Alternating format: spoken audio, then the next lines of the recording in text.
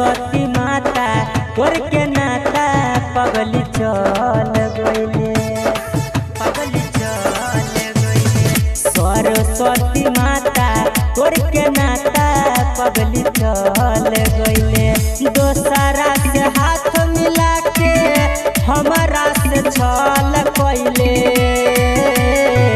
सरस्वती माता तोर के नाता पगली चल गइले। सरस्वती माता तोर के नाता पगली चल गइले, पगली चल गइले। सरस्वती माता तोर के नाता पगली चल गइले। जिंदगी में कुछ न बुझात बा, भीतरी से दिल मोर दुखात बा। समझ में न आवे कुछ माई हो, ओकरा बिना न रहल जात बा, ओकरा बिना न रहल जात बा। जिंदगी में कुछ न बुझात बा, भीतरी से दिल मोर दुखात बा। समझ में न आवे कुछ माई हो, ओकरा बिना न रहल जात बा। पहिले रहे वादा इरादा, कोई के बदल गइले। सरस्वती माता तोर के नाता पगली चल गइले। सरस्वती माता तोर के नाता पगली चल गइले।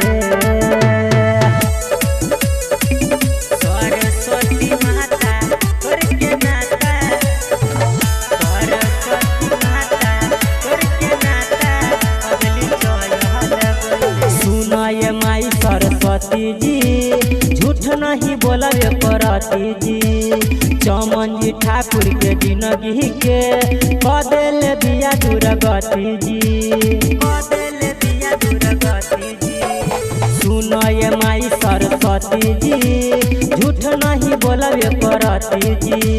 चमन जी ठाकुर के जिंदगी के कदेल दिया दुर्गति जी। मोम जैसा पिघले उता वही से पिघल गइले।